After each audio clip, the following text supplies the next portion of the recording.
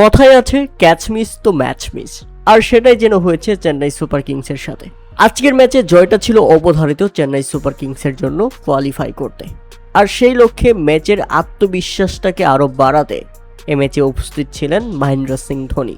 দলের সঙ্গে উপস্থিত থেকেও মহেন্দ্র সিং ধোনি শেষ পর্যন্ত হতাশ হয়ে ফিরলেন, কেননা তার দল হেরে গেছে এবং সানরাইজার্স হায়দ্রাবাদের এই জয়ের ফলে শুধু সানরাইজার্স হায়দ্রাবাদ একা কোয়ালিফাই নিশ্চিত করেনি, তাদের সঙ্গে প্লে অফ নিশ্চিত হয়ে গেছে গুজরাট টাইটান্সেরও।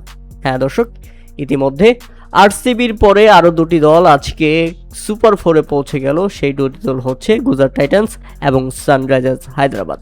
কোয়ালিফাইয়ের জন্য সবচেয়ে বেশি অপেক্ষা করছে রাজস্থান রয়্যালস এবং পাঞ্জাব কিংস। তবে যাই হোক, আজকের ম্যাচে প্রথমে ব্যাটিং করতে নেমে নির্ধারিত 20 ওভারে 7 উইকেট হারিয়ে 180 রান করতে পারে চেন্নাই সুপার কিংস। আজকের ম্যাচে ব্যাপক ব্যাটিং ব্যর্থতা দেখা গেছে চেন্নাই সুপার কিংসের।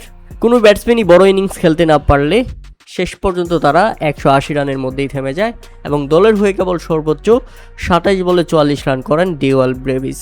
আর জবাবে ব্যাটিং করতে নেমে শুরুতেই ব্যর্থ ছিলেন ট্রেভিস হেড, সুবিধা করতে পারেনি অভিষেক শর্মা পর্যন্ত। আর সেখানে হেনরিক্স ক্লাসেনকে সঙ্গে নিয়ে দারুণ জুটি করছিলেন ঈশান কিষান। তবে 18 রানের মধ্যেই আউট হতে পারতেন হেনরিক্স ক্লাসেন যদি না চেন্নাই সুপার কিংস তার সহজ ক্যাচ ফেলে না দিত।